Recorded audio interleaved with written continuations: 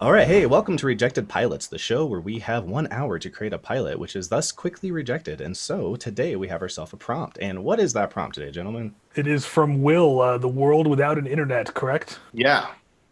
Yeah, this one's interesting So, because we've mhm. seen the like in the postman world where the electricity gets knocked out altogether. And so this is an interesting one where if you still have the electricity, but specifically the internet is gone, there's a fair amount of world building that needs to get done. So I can't wait to hear what you guys got figured out for that. Yeah. And depending on how you want to do that, there's actually a few different interesting ways to go to because there's a lot of things nowadays that run on either the internet or an internet based system. And so, like, your certain smart TVs have different applications that they use to actually get live TV instead of having an antenna. And so that's gone. Mm-hmm. If any broadcast that's not antenna based is Mm-hmm. just out. Mm-hmm. And so you also have a lot of VoIP phone clients that will just go down. So anyone using Vonage, Xfinity, I think Cox also uses VoIP for their phone. So a lot of people that think that they're not even running on the internet just Mm-hmm. completely without communication. Mm-hmm. Mm. Well, and that's the thing is I think it's almost a world with no easy communication, basically. It's like we're kind of almost in the 60s sci-fi territory where a lot of times they predicted that we would have like beaten the energy crisis, so everyone's got these like spaceships that have FTL travel and stuff like that. But then you've got people are still like writing hand notes to each other and passing them, or they have to Mhm. hail each other, like, oh, the ship's right there, we can basically send radio frequencies to hail them or something like that. That's like the first thing I was kind of thinking of, because really what it would knock out is a lot of communication.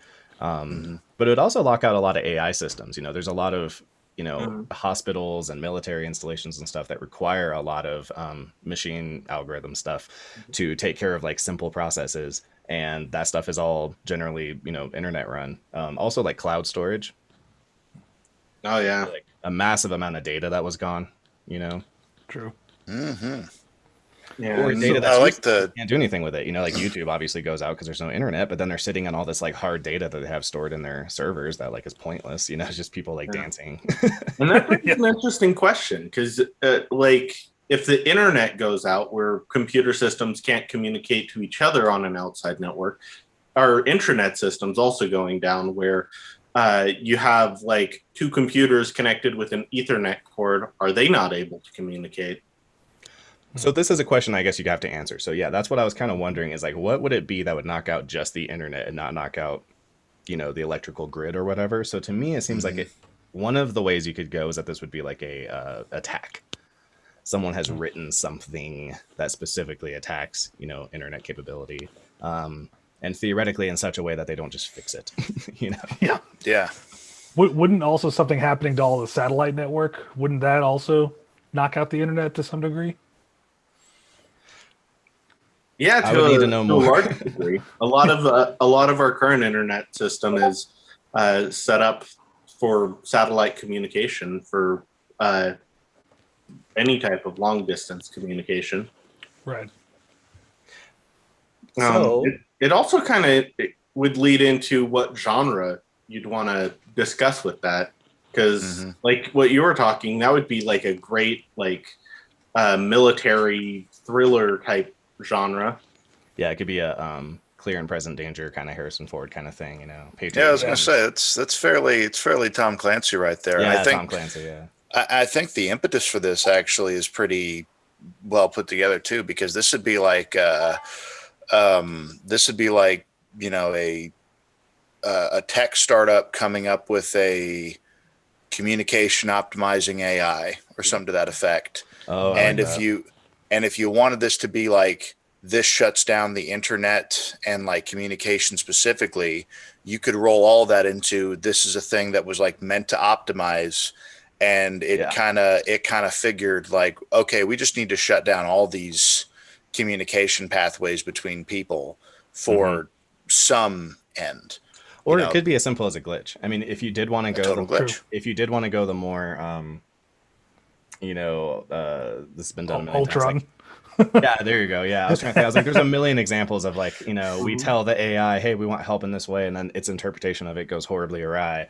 That is an option, and it gives you kind of this like antagonistic force, which could be a lot of fun because it could be kind of like I have no mouth and I must scream. It's like the AI basically has taken over the planet, and now we're in this weird dystopia where the role playing game Paranoia, where it's like there's just the computer, and it kind of controls everything, and we're under the thumb of this computer. But the other option is that it was just a glitch. There is no kind of like menacing force. Now it turns into kind of the road, where it's like, what will man do to each other when things are messed up? Because another one.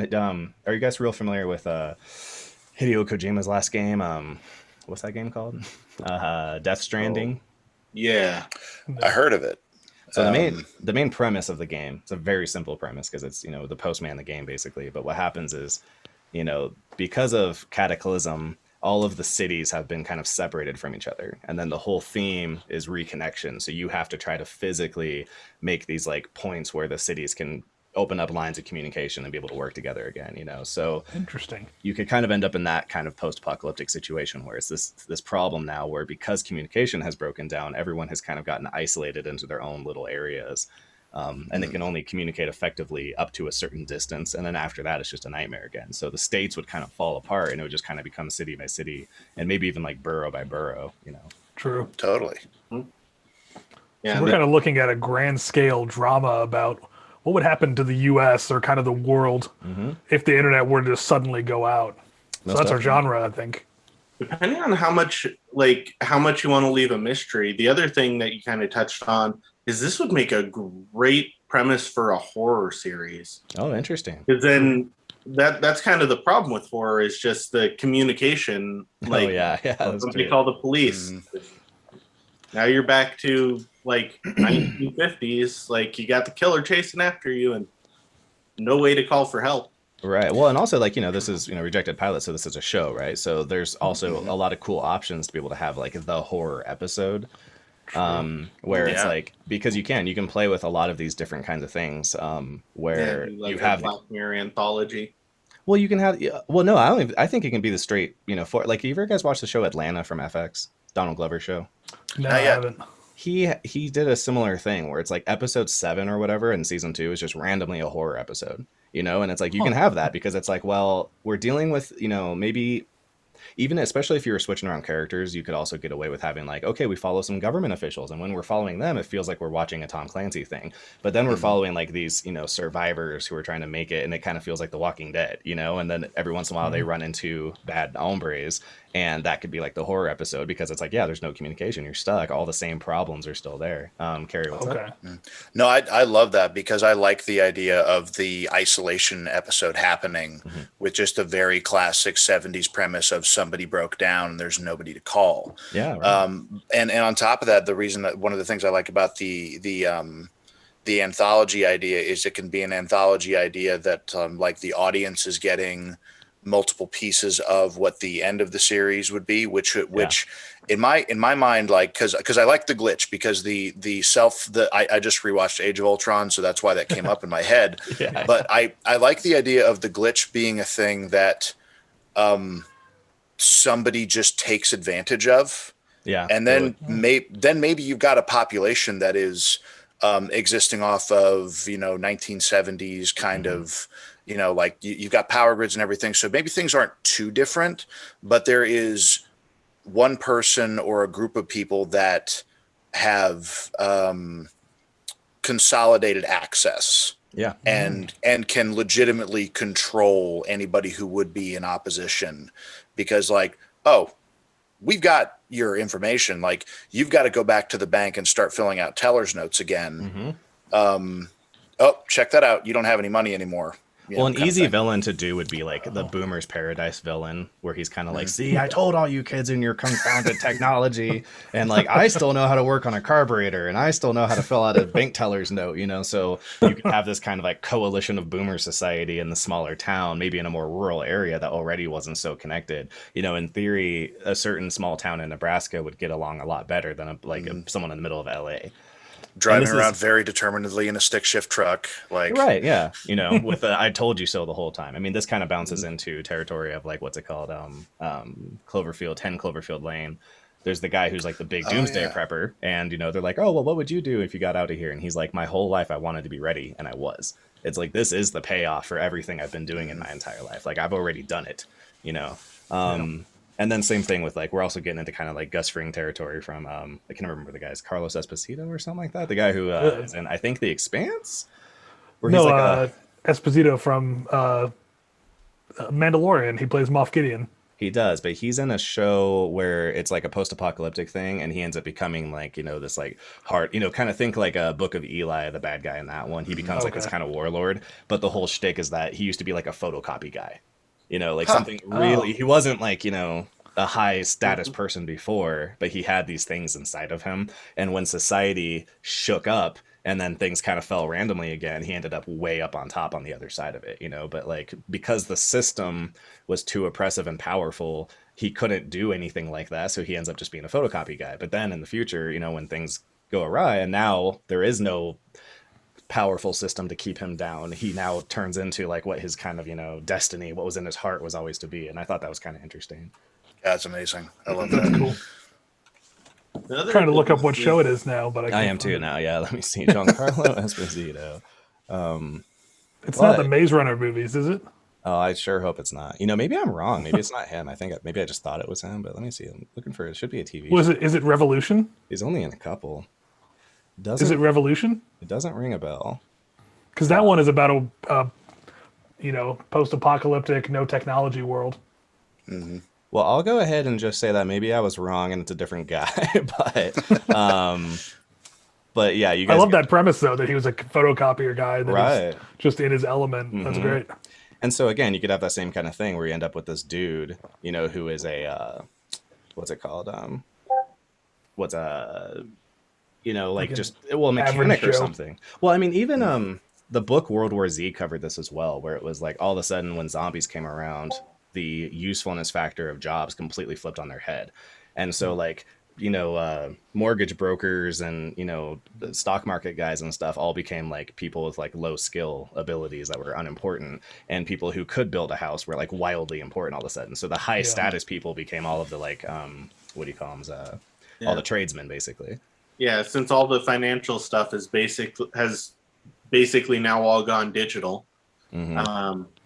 Even if there are physical backups, the ability to communicate what the actual information there is now labor prohibitive. So, yeah. Well, and then also it's just a matter of like what people need done. Like you have this issue where in the book, the way the guy describes it, because the whole book is interviews, and he's saying how like, he's like, people would save time, like you'd have a guy who's brokering mortgages or something like that, and he would make so much money that he could use some of that time freedom to pay someone else to be able to go and like fix his toilet. But now no one needs mortgages brokered, but they do need toilets fixed. And so now it's like the guy who used to work for the other guy, now it's turned around. That guy works for the other guy, and they had to do like retraining and stuff like that. It got very Soviet Union, but yeah. Yeah.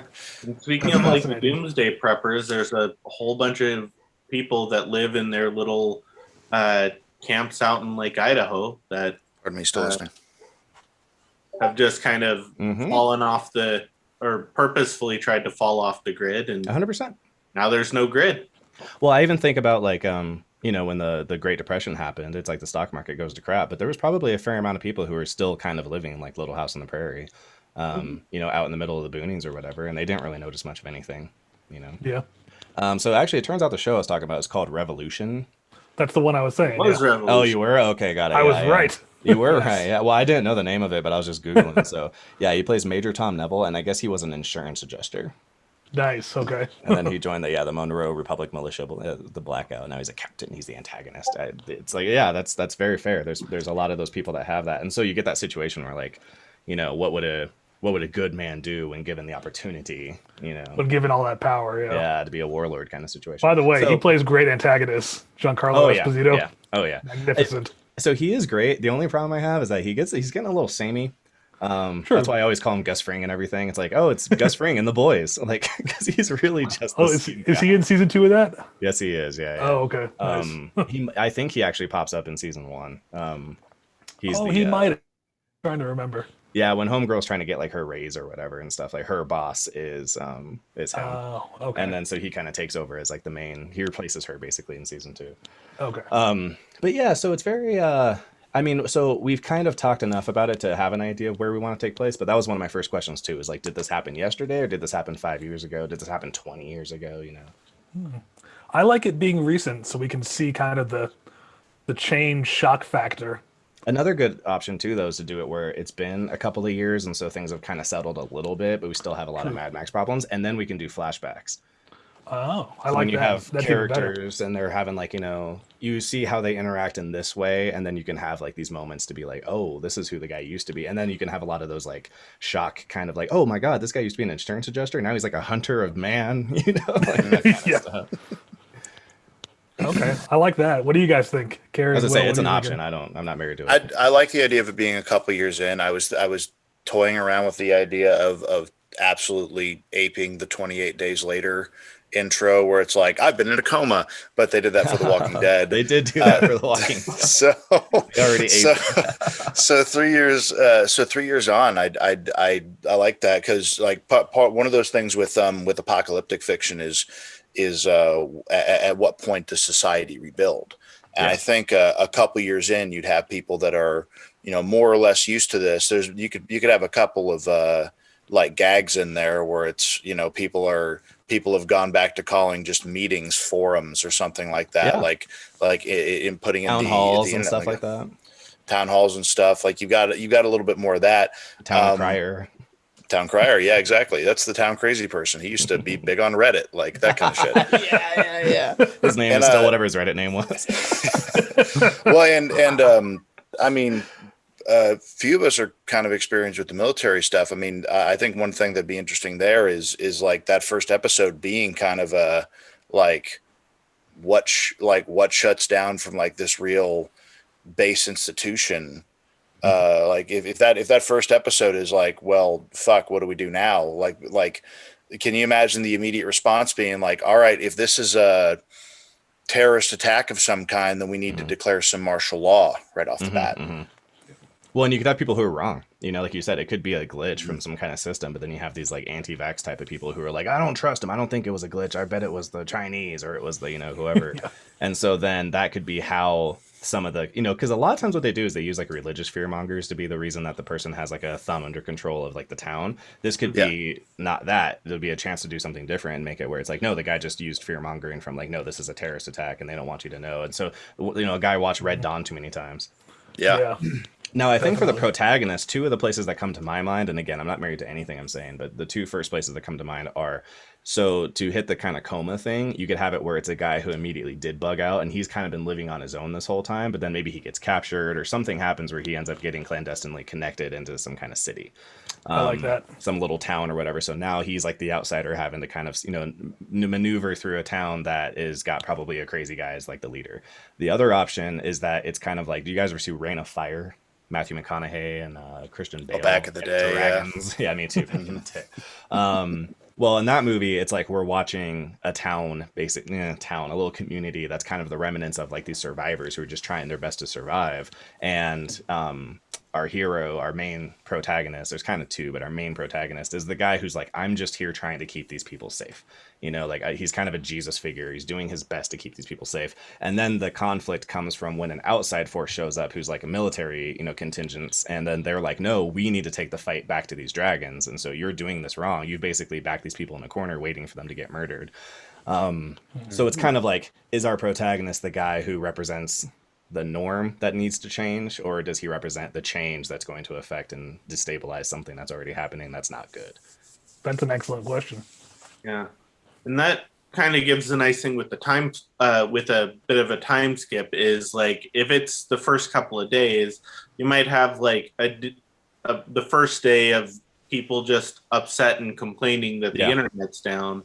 And then you're probably going to get like some riots or whatever of just locally until eventually you do get the government uh, declaring martial law, and then everything just breaks down from there. And so Which is that's why, going to be just a ton of chaos. right. Versus if we go down a couple of years, you have areas where martial law has taken effect and the government's still in control. You might have areas where either a militia is in control or just nobody thought to go over there, and so you might have like the Bundy Ranch or whatever in Absolutely. Nevada, where they basically have their own government, but it's just like their little fortress. It would be like David Koresh kind of situation, you know. Yeah, and then from there you have a lot of, especially if you're wanting to tell a bunch of different stories throughout the season, that already sets everything up. Kind of what it actually reminds me of is kind of like a Fallout situation where you have all of the little towns that have very uh, different cultures in the different games. They have different setups, different levels of technology, and you can have vastly different stories in all of these. Well, that's the interesting thing, is that because there's different, because it's just the internet, you know, like electricity could work. On a national scale, it probably wouldn't, because you would have just, there's too many systems that are connected to the internet basically for regulating and this, that, and the other thing, right? But it does leave a lot of interesting options aside from something that feels more like The Road or like The Walking Dead, where there's no really electricity at all. You would have a lot of interesting options for having there's like towns who lived maybe next to an electrical, you know, generator, and they kind of took it upon themselves to figure it out, you know. And so now like this city actually has power. It's like there's still no internet, but at least they have power. That even kind of makes me think about the second, I think it was Dawn of the Planet of the Apes. It was like that little town that was kind of their whole shtick, was trying to get, like, they lived near like a water turbine or something like that, so they needed to like work with the apes so that they could, like, because that was ape territory, and they were trying to figure out how to get that turned back on so they all had electricity. Like that's an interesting idea, is like being in a post-apocalyptic world, but you still have like your refrigerators and stuff like that, you know. Yeah. Certainly like changes the the paradigm quite a bit. Sorry, go ahead, It does. Gary. No, right. No, it does change the paradigm, and that's why I kind of like the protagonist being the oh shoot, it's not the norm. The norm needs to change. The change outside guy. force. Yeah, the outside force. Yeah, I remember that. Because you know, in just write what you know kind of thing. Like when I lived up in Netherland, Colorado, you know, didn't have a whole lot of internet outside of satellite internet, but you know, the rest of the electricity stuff was pretty important. You could, like, that's kind of a place where, like, if you had electricity, it could be fairly insular and they'd be like cool with it, I think. So like if you had to let's if somebody was like if the main character was like a community leader, like somebody who's like, yeah, we were just up here in the mountains, we kind of got left be, or we kind of got let be for the first 6 months to a year of this, and we've just spent that time like making sure everybody is like put together, because you know, like, hey, all of a sudden nobody had any access to smartphones, to bank accounts, to you know, retirement accounts, to anything. So they spent 6 months getting that town like helping everybody else, and then that person, or you know, chosen person, goes and exits that little safe haven that they have, and they're basically they can wander through through an environment, and they can see how those other cities have reacted, almost Fallout style. I like that a lot. Yeah, that's a very that's kind of that's like a Grecian, like the hero raised up in one kind of utopian society, and now he has to leave to go, you know, maybe there's something they need that he needs to go retrieve, you know, or maybe he's trying to, or maybe they're trying to do the thing from Death Stranding, and it's like, hey, look, we actually got a pretty good hold on this. We're our feet are planted pretty firmly. Now we want to try to expand and see if we can catch like that town over yonder, you know. And then maybe there's like one antagonist town. There's a Nineveh out there that is like, those guys are just like the roving band, and they've decided, because that even happened like here in Americas, different you know, Indian tribal groups were drastically different in culture, and like I think it's the Comanche were pretty much known for like, we do not sow. Like they went around and they're basically just raiding all the time. And there would be those guys, because that would also be a thing of like, there'd be a huge privilege situation where some towns would be like, hey, you were privileged that you just had a network that worked out pretty well, and so you guys were pretty self-sustainable. But then there'd be other ones that were so dependent on outside food, coming, and electricity and this, that, and the other thing, that they ended up with nothing. So then those guys, would theoretically turn into these super kind of warlordy, like roving bands of going out and, pillaging and Yeah. stuff like that. So he would have to like try to travel skipping around those guys and then trying to end up with the other ones and then see what and then the other ones would be any temperature in between those two extremes. I'm envisioning Timothy Oliphant as our protagonist. Oh, interesting. Okay. I like what it. I'm I like saying. it so far. Kind of an interesting thing there too is if you do have these like roving bands, like long distance communication would still be possible from larger entities because you have radio and Yeah. broadcast television still, and so those like that could be a plot. Like we have this radio tower and we're able to communicate all the way over to the West Coast, but they might be trying to take that out because they don't want you to be able to. Oh, I like that. Back and forth because they're trying to get rid of whatever type of communication because they're embracing this. I love that. Yeah. What if the roving band group is also now I'm starting to think of like Waterworld, where like they have like, we have the radios. And so what if they have like a huge communication tower that they actually have on like lockdown? And so they don't want everyone else to be able to use it because they, so here's the deal. What if like this whole area takes place maybe in like, the Rockies or something, right? And so you have these kind of like mountain towns. And so what happens is they don't want, because like we were saying, the military locked down what it could, but it can't lock down the whole country at once. And so this is one of those gaps that they kind of gave up on. And so the guys from our protagonist, his mission is to go and try to get that satellite working, or that communication tower working, so that they can go and communicate to the National Guard or the federal military, so that they can come back and try to get like reintegrated back in. But Captain Warlord doesn't want that because he's like, no, I have a great thing going on here. You're ruining my jam. I'd also be remiss. I just watched Chaos Walking also, so this is another one of those kind of like small town, no technology. Mads Mikkelsen runs the whole show. He's a that Nice. kind of And it's like, and Mads Mikkelsen again. God damn it! Will you quit being our antagonist, Mads? every time. You're too good at it. I know. I kind of like the idea that this glitch might be progressive then, where it starts by cutting off the internet, and then you've got an intranet issue, and then like ham radio and like what you'd think of as like more survival radio. So a year in, this has progressed to the point where the main radio communications that the people use is no longer working. You'd have to think about what the connection, like what the similarities are and what thing could hit both of those, because those work so drastically different. One thing that could be interesting would be something kind of like Chaos Walking. They have the noise, which is like there is this weird thick atmosphere that picks up brain frequencies. So when you think about things, it physically shows around your head. And so that's kind of the whole difficulty, is it's very hard to communicate in a way that, everyone knows what everyone's thinking all the time. And the most dangerous people are the people who can like quiet that down and not think about things. Oh, is that the premise of the movie? Interesting. That's pretty much the premise. Yeah, exactly. Right. We ended up landing on this new planet, and then there's this, it's called the noise, and the locals evolved with it. So that's just their primary form of communication, is basically they think in like pictures and stuff like that. And you just see physically what they're talking about. If you're like, hey, there's a buffalo over there, you literally like can show them, what you saw and where and stuff like that. But with the humans, it's hard because we want to communicate audibly and we want to hide what we're thinking, but it's so difficult to do. And so what do you call it? The reason I'm bringing it up is because maybe it could be, this would take us into, there would be a different thing that started as not a glitch. But if there was some kind of like, maybe cosmic radiation came and like settled over the planet or something like that. So then what happens is there's this atmospheric interference with things, so That makes sense. I don't know why it affects the cables. What's that?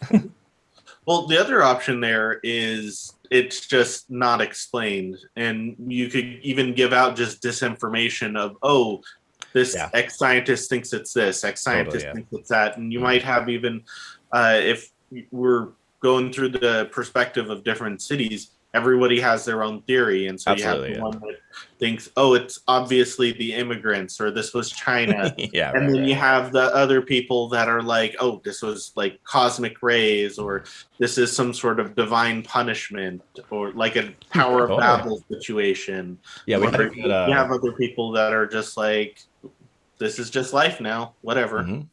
No, that's a good example. What do you call it? There was an Edge of Tomorrow. They kind of did that. There's like a bar scene where there's all these old guys arguing about why the aliens are there, and eventually, Yeah. the lead is just like, they're here. It doesn't matter, like, okay, we'll worry about that later. Good, I like good. that. I like the very nebulousness of it. Yeah, That'd be yeah. fun to play around with. Well, and it's Yeah, like that and- sometimes. And then, like, if say it is progressing, then you don't have to worry about necessarily finding a mechanism that would make it progress. It's just happening, and you can just use that to tell an interesting story and let Reddit figure it out later. Well, it's like it's like the Leftovers. I don't think they ever like really explained what happened. It's just a thing happened. The cataclysm happened. It is what it is. Deal with it. Yeah. And people love that show, so I think that could work. Yeah, for sure. And it's not the point of the story anyway, right? Yeah. The It's more point about how do humans adapt. Yeah. But I'm with Carrie. I mean, if you guys are on board with that, I like that a lot. I like the idea of him coming from a town that kind of got it figured out, and he has to go and try to, integrate with these other towns and stuff. And I also like the idea of like having there's a really nice, easy built-in tension of the bad guys you want to avoid are also where the Holy Grail is, and so you have to go into the Dragon's Den to be able to unlock the Holy Grail and get connected with like the main forces again. Yeah. Absolutely. Okay. Yeah, I could see Mike Coulter being a really good casting too for representing his community, coming out, and doing that. That'd be cool. Who is Mike Coulter?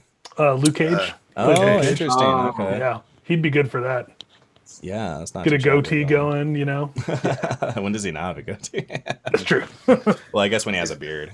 Yeah, I was gonna say he'd have a good salt and pepper to show that time had passed and hair dye is a thing Oh, of the past. definitely, right. Exactly. I could be into that. Well, Idris Elba could be a good one for that too. He's Ooh, he'd be great. actually, he would make a good I bad love guy, it. but it would be kind of weird to have like the main protagonist and the main antagonist are both black. Oh, That'd be cool. Yeah, I guess I'd it watch could it. work. Just like there's just so much gravitas in the face-off between these two characters, it sucked my TV in.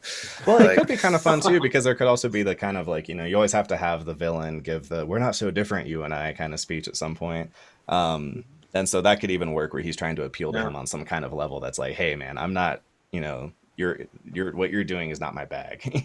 I'm not into this. actually, because Idris Elba would be a really interesting villain, but if you could get someone like Will Smith, who is even, I would say Will Smith's even more charismatic and just more of seems like more of a friendly person. Just generally, he's always It's the bad guy. he always comes off as a good guy, even when he's playing the bad guy. He has just Yeah. that type of charisma. He has a lot of charisma. What drives me crazy about him is I think that he is shockingly lacking in gravitas, and so he's a very he adds a jokey quality to everything that he's in. No. And I don't. No, I agree completely. That's what I mean is that he adds that levity, so you don't perceive him as the immediate that immediate threat of. Yeah, I get what you're saying, because like a Peter Stormare normally pulls that off pretty well.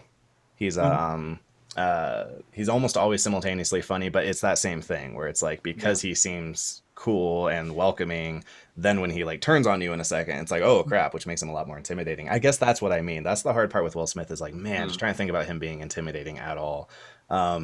Like every time I hear about how he was going to be in The Matrix, it's like a completely different movie. There's no way that it is absolutely. The Matrix that we know. Almost anybody could have played Neo, because Neo is such a nothing character, except for people who are hardcore character actors who have like very, John Malkovich couldn't have played Neo either. Couldn't have had Colin Farrell in there. That would have been really weird. Yeah, no Colin Farrell's. Yeah, exactly right. I know Kung Fu. Man, I don't know. That's an interesting question. Because I have seen Colin Farrell play characters that don't feel like the previous character, right? That's true. With Will Smith, it's so rare. I think like 7 Pounds or something is like the only time he's not playing Jay from Men in Black. It's like he nailed Men in Black, and from then on, he just played that character in everything. I mean, I don't care. Yeah, I mean, I'm not saying no. It's just interesting. Like we're gonna make this. But no, I mean, yeah, He'd be too expensive anyway to hire. So no, I'm Yeah. just kidding. well, and honestly, would he even be interested in playing a villain anyway? I don't remember the last time he played anyone who even wasn't like the hero of the story. Man, I don't know if I can think of any time he ever played a bad guy. That's kind of weird to get away for that long. Almost That's everyone true. eventually does. I hear a Including lot of Colin actors say it's fun. Devil in some play a movie, bad guy. but I don't remember. Farrell. Oh, there's something you can think of? I'm gonna Google that. But I mean, yeah, no, I'm all about. Yeah, I like Mike Coulter for sure. And I think Idris Elba's on the brain because he's just so incredible in Beast of No Nation. Yeah, he's God, amazing yeah. at everything he does. Mm-hmm. But Mm-hmm. he's definitely more of that serious type. Well, he can pull it off at least, because he can be fun when he wants to be fun. He's in, fun movies, but like I can And like believe The him. Office, yeah. Yeah, exactly right. Forgot about that. Totally forgot about that. I am aware of the effect I have on women. Totally forgot about that. Great. Okay, so I mean, yeah, what are we missing then? I mean, I feel like that's a pretty. I mean, I guess like actual. What's our pilot episode? look Okay, like? there you go. You're right because Yeah. we have kind of worked out the whole thing. So yeah, So what do you guys got for what do we need to get across for the pilot so that we can move into the rest of this? I think like the hook within the first couple minutes of this is, or like after the explanation, you kind of cut to Mike Coulter, Idris Elba, basically being the one that like can help the town, and I kind of like him having like the man with no name quality from the Sergio Leone westerns, where it's like it's not explained right in that first episode why he is capable, but it's very obvious that he is capable and he's good at organizing people together. And you get that 6 months or a year later, and he's like, all right, well, it's radio communications are going down. Like, we need to actually go reach out to places around us, because we're like, it's winter in Colorado, and this isn't a farming village. Like, we need to get this isn't a farming kind of place. We need to get some trade going before supplies run out for everybody. And I think so with that situation there, real quick, just for put a pin in there, is that, or not a pin, but to expound on that, should we do he's arguing with the town, runners to be like, no, this is what we got to do, and they're like, no, we're afraid? Or should it be like Marcus Aurelius and Maximus, where it's like, no, you are the chosen one, like, we're gonna send you need to do this, and he's like, oh, I don't know if it should be, it seems like a bad idea, and they're like, no, you can do this. Like, I like the first one better, where they're kind of like, hey, we're stable. We've heard reports before the radio went down of some looters and stuff like that, or some roving bands. Let's just keep doing what we're doing. And it also establishes that he's a heroic character faster. Exactly. He's saying, no, we got to go out and establish trade. I'll spearhead it. It'll be fine. Because like Harry Potter is called a hero way before he starts behaving heroic.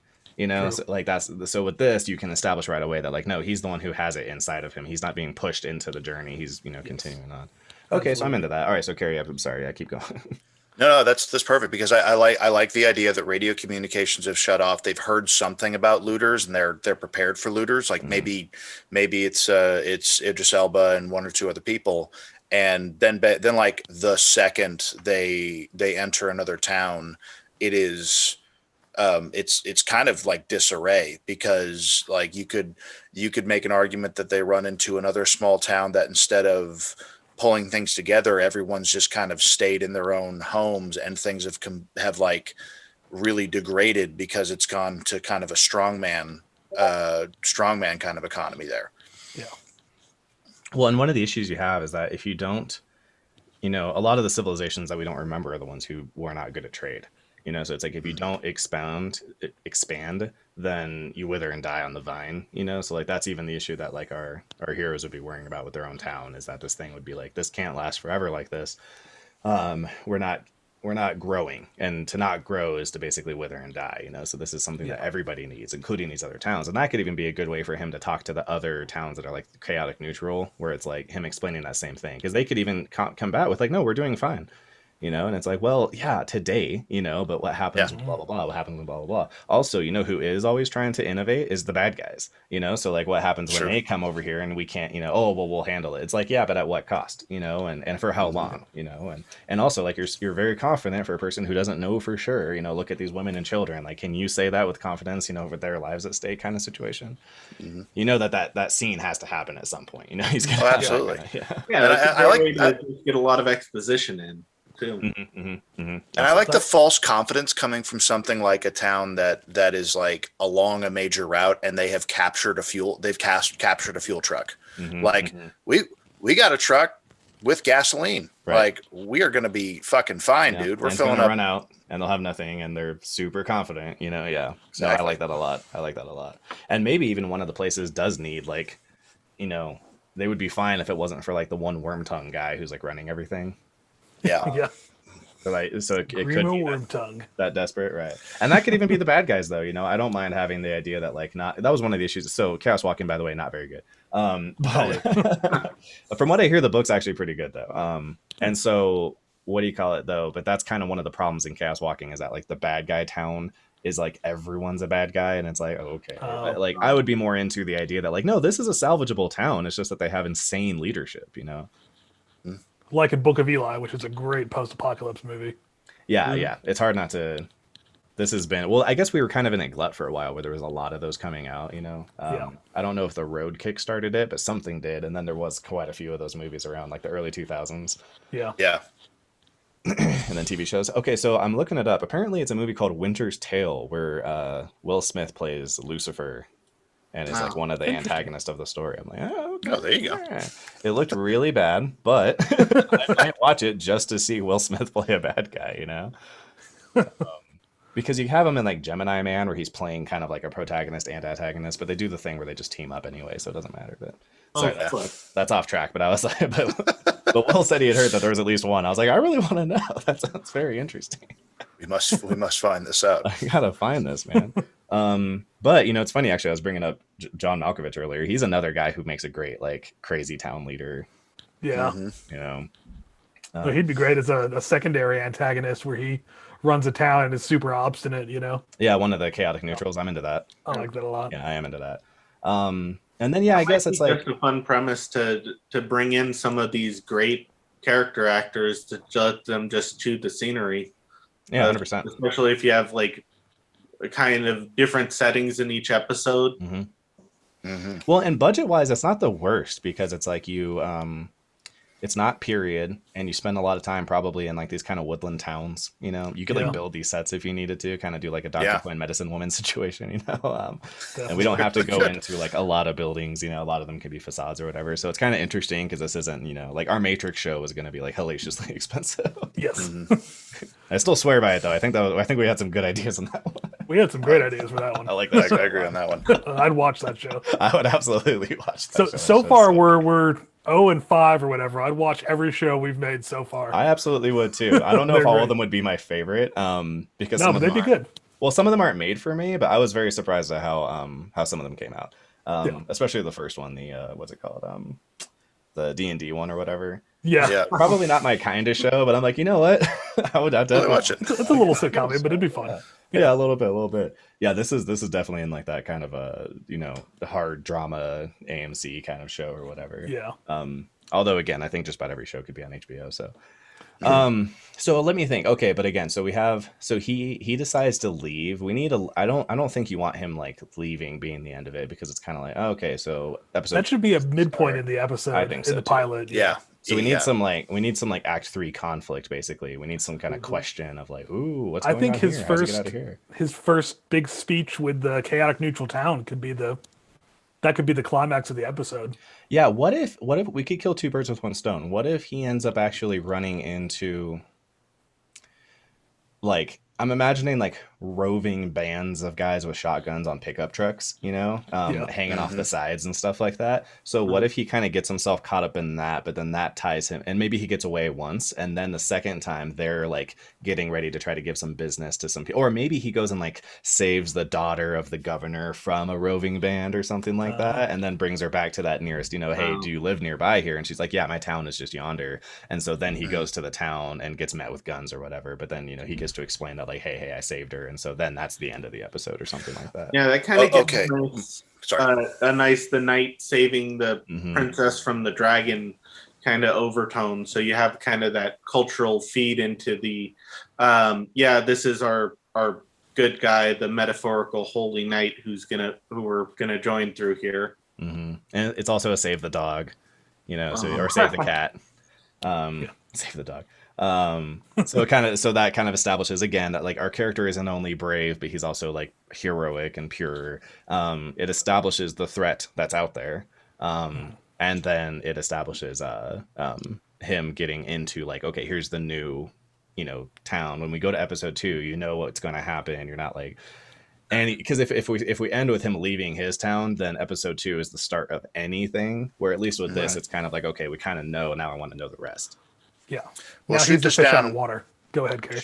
Shoot this down if you don't like it. But maybe the whoever he rescues on the road from this roving band of guys in pickups with shotguns, saves this person, goes to the village, and is just like basically being commended by the leaders. Like, well, that's the most decent thing that anybody's done or seen around here in a while. Yeah. And is like, all right, cool. And there's like, oh, hey, it sounds like my head of security is coming back. Hey, why don't you come meet Bob? And Bob is like the dude that was the dude that was running these guys on pickup trucks.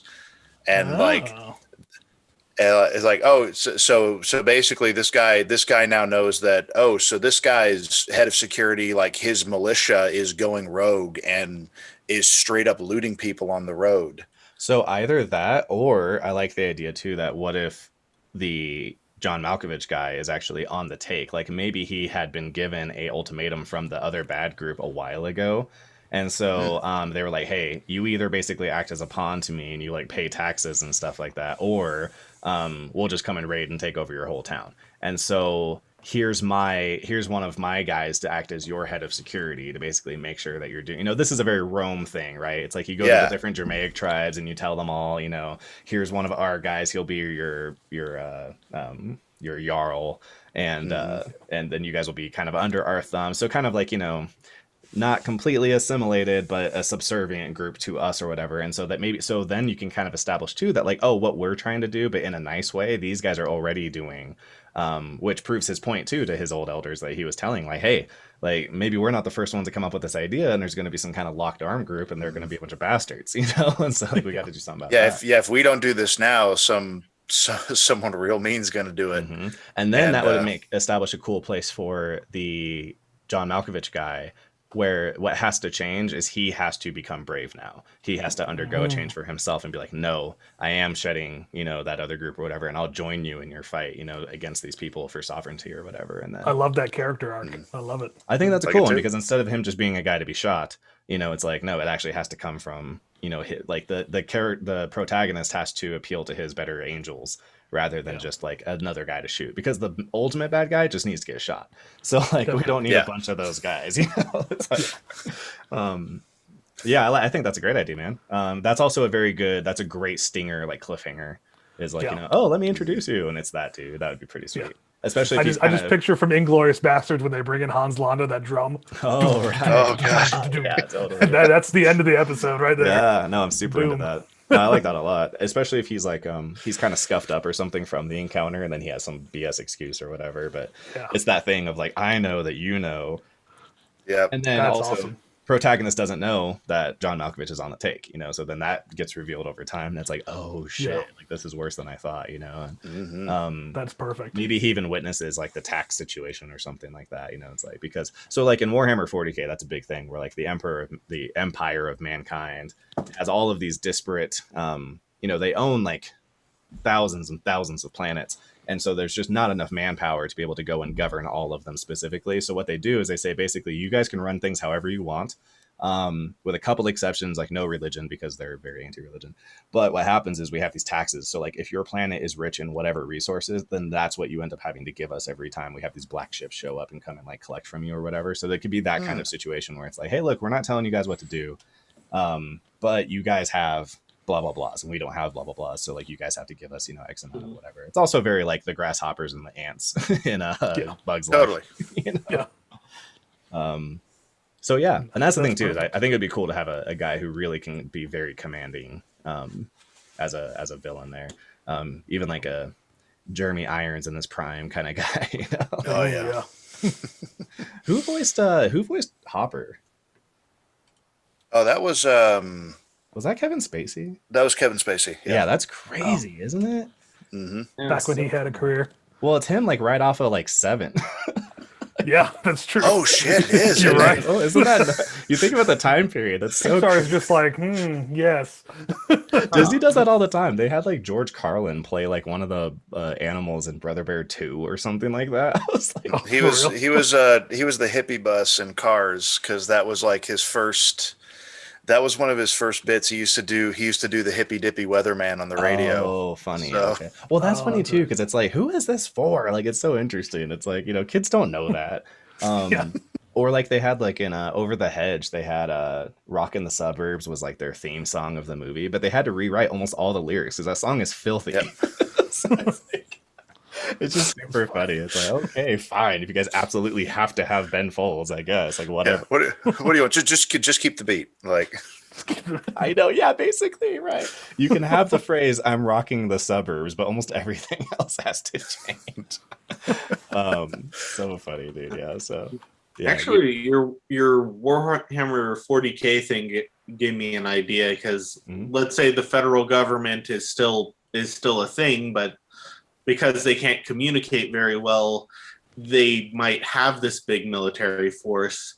And as long as everybody's paying taxes to them, for the most part, there's that hierarchy of government where the federal government isn't going to interfere unless they need to, or unless somebody like goes and reports something to them. But if they have to come in with the army, then they're just going to like declare martial law and take over your whole town. So you might not want to do that, but then there's always that looming like threat of like, you know, we could, if we can contact the feds, then they can come in and bring in an army if we run into somebody that's like particularly horrible. So you know what I would like that the most for? This is just, again, this my like, I'm not a hard yes or no on anything, but what I would actually like best for that is that's the lie propagated by the bad guy. And he's like, no, you don't want the military involved. You don't want the federal government involved. Like, I'll keep you guys safe. But if we get them involved, they're going to do thing that I'm doing right now. Because the mafia talked like that all the time. It's like, oh, yeah, I'll take care of that. You don't want to go through the proper channels because those guys will rob you while he's robbing you, you know? Yeah. Yeah. I think that could be kind of neat. Especially because my concern would be like, if we're going to do that with two groups, I think we would need to cut it from one of the groups. And I think it's probably more effective with the smaller group who is like our actual antagonist. Also, like, what can our hero do on like a national scale? You know, those guys got helicopters and shit. But I think, and that's kind of how I'm imagining the season ending as well, is like, you know, he finally gets the communication. It seems like all hope is lost. The villains are about to win, and then like helicopters show up or something like that. And it's like, oh, we did it, you know? Very like Lord of the Flies ending. But like I said, it's not a hard no, but I was just thinking, when you're saying that, I was like, that would be really cool to have like the, you know, the villain. That's part of how he's keeping everyone under his thumb. Is like, no. Like, I know you guys don't all love me and things haven't all been perfect or whatever, but it's a lot better than if you let those, you know, bastards come in and they're going to do this and this and tell you what to do. And again, he's listing. No, and actually, yeah, no, I think you're exactly right. Because we already have that type of language with the Doomsday Preppers or the Clive and Bundys or a lot of these like anti-government groups where they want to have just less government oversight. And so that's already part of at least the American like public discourse. Yeah, and totally, yeah. That often gets pushed to the side when you have access to like all of the information. But once that's cut off, and these are the only people you have to speak to, right? Mm-hmm. And also they control. There's a really fun allegory there too, where like they control the speech. Like they have the radios, they have electricity, and they have the big long reach tower. So it's also like the guys who are anti-speech are also the ones who control the speech. I think there's like a fun allegory there. Yeah. I like that. Yeah. So I think we've got a. I think we got ourselves. If we want to start writing out beat by beat scenes, I think we got it. Yeah. I think that's basically where we're at. Yeah. The only thing we can add is like literally beat by beat. Woo, man, let's start writing dialogue. I'm ready. Okay, so opening. Exterior day. Exterior day. Yeah. Small mountain town in Colorado. Right. Oh, that's what I was going to say. I lost train of thought. I was going to say that I think that that's part of why I like Colorado as an option too, is because Colorado has a really good mix of like hyper liberal and hyper conservative people. If you're in Texas, to me, it comes across a little bit more regional, but also I live here, so I'm sure it feels the same way over there. But it feels kind of like Austin seems real liberal and like Dallas seems real conservative, where in Colorado it feels like there's so many like borough to borough. Basically it's like this part of town tends to have people who are a little bit more like this, and a lot of them just integrated, like they go to the same schools. So it super purple. Super purple. It very much so is. Yeah, very much. Well, especially because like Colorado Springs is like the biggest red state or city in like America, and but like we have Denver and Boulder, which are like hyper blue. So it's very interesting seeing that combo. So I think that having, characters who don't see things that way and are not super like government phobic and stuff like that, or at least in that kind of way. And then having characters who are trying to feed into the concerns that a lot of their Republican base already had or conservative base already had. That would make a lot of sense, and you'd be able to have a lot of like, it wouldn't be ridiculous that someone would be standing up against that because everyone's expecting them to just be like on board, Yeah. And it's also beautiful, there's lots of cool there's lots of beautiful, lots of scenery, and then the other part that goes nicely in that is we have a lot of military bases here in Colorado, including NORAD, which is I imagine would probably, when shit starts going down, that might become the center of like government communications and like where all the federal government people would go, because that's the secure base when they're thinking of an attack. Yeah, when they reach out, maybe that's where they need to reach out to. It doesn't have to be like across the country or anything. It's just like, NORAD's right down the way. But again, they can only lock down so far, and the mountains are kind of no man's land. They don't really want to get up in there and mess with all that. It's a huge can't really drive a tank up Mount Evans. Yeah, well, and then like you got bumpkins are up there shooting you and stuff like that. It's just not worth it. So it's kind of like, instead of them trying to expand their resources and their control area, it's them saying, hey, bring your weak and weary and come to us, and it also makes sense if you wanted to have at any point where it's like you've got maybe some little militia group where they do run into like big boy government for a second. It is like Fort Carson's not too far, and so you can have kind of like, maybe a roving band. It's like, oh no, it's these marauders. And it's like, wait a second. No, it's not. Like marauders don't have, badass Abrams tanks and stuff like that, So it's like trying to figure out, maybe there's some kind of thing. We would have to sit and literally write this episode to figure out exactly what the conflict there would be, but plus you get some spin-offs, because then like if you have the first one in Colorado, like you get a lot of variation in Colorado, but then you can have your spin-off that takes place out in California or totally back on the East Coast, or even on a different continent. Well, and again, we can also knock this out in flashbacks, though. It's like our main protagonist could have maybe been from California or something like that. Maybe he was only visiting here or something, and then things kind of got locked down, kind of got stuck, and then now it's been some time and he's here. So every once in a while we get to kind of see, or maybe he interacts with, or maybe like the John Malkovich guy is from there. And so he kind of has like stories of like, you don't want to, or the villain, and that's part of his story that his yarn he's spinning is like, you don't want to be a part of like whatever the federal government's got going on, because I've seen it. It's a nightmare. It was basically zombies out there. It was like, everyone was so unbelievably unable to take care of themselves that when things went, to crap, it's like, well, we saw what happened over COVID over, toilet paper. It's like, imagine, when... And that could be just a funny setup of the guy talking about how he marched across the Rocky Mountains because California completely fell apart because of the liberal elites.